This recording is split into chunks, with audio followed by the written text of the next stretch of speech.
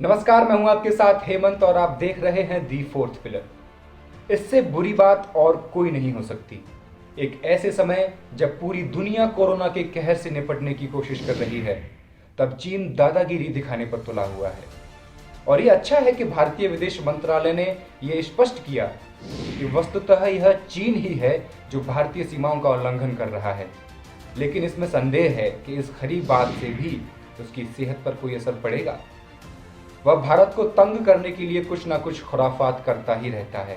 रह रहकर कश्मीर मसले को उछालते रहने के बाद चीन ने जिस तरह नेपाल सरकार को भारत के खिलाफ उकसाया, उससे यही प्रकट होता है कि वह मित्र राष्ट्र की तरह व्यवहार करने के लिए तैयार नहीं है। नेपाल सरकार ने पिछले दिनों अपना नया राजनीतिक नक्शा जारी किया था, जिसमें भारत के काला पानी, लिपुलेख और लिम्पियाधुरा को अपने नक्शे पर शामिल कर लिया गया है। हालांकि भारतीय विदेश मंत्रालय ने गुरुवार को इस पर कहा कि यह एक तरफा संशोधन कार्रवाई है, इसे हमारे द्वारा स्वीकार नहीं किया जाएगा। उम्मीद है कि नेपाली नेतृत्व भारत के साथ कूटनीतिक संवाद के लिए सकारात्मक माहौल बनाएगा। विदेश मंत्रालय के प्रवक्ता अनुराग श्रीवास्तव ने बुधवार को कहा, हम नेपाल सरकार से अपील करते हैं कि वो ऐसे बनावटी कार्टोग्राफिक प्रकाशित करने से बचें, साथ ही वह भारत की संप्रभुता और क्षेत्रीय अखंडता का सम्मान करें।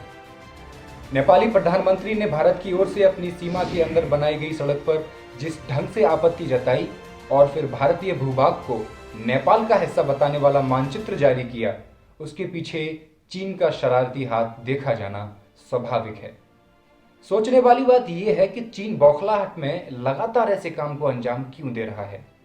इसमें कोई हैरानी नहीं कि इसका कारण भारत को यह संदेश देना हो कि वह अंतर्राष्ट्रीय मंचों पर, खासकर विश्व स्वास्थ्य संगठन में कोरोना वायरस के फैलाव में चीन प्रशासन की भूमिका को लेकर जो सवाल उठ रहे हैं, भारत उनसे खुद को दूर रखे। भारत ने इन सवालों का साथ देकर बिल्कुल सही किया। मानवता के हित में यही है कि उन कारणों की तह तक जाया जाए जिनके चलते चीन की धरती पर पनपे कोरोना वायरस ने पूरी दुनिया में कहर बरपा दिया। यदि चीन ने कहीं कोई गलती गफलत नहीं की, तो फिर वह अंतर्राष्ट्रीय जांच से मुंह क्यों चुरा रहा है।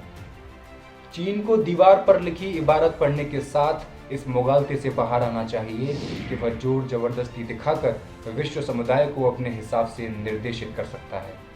यह चीन की पुरानी आदत है कि वह जब भी किसी मुश्किल में फंसता है तो या तो जोर जबरदस्ती का सहारा लेता है या फिर गड़े मुर्दे उखाड़ने की कोशिश कर दुनिया का ध्यान बटाने की कोशिश करता है।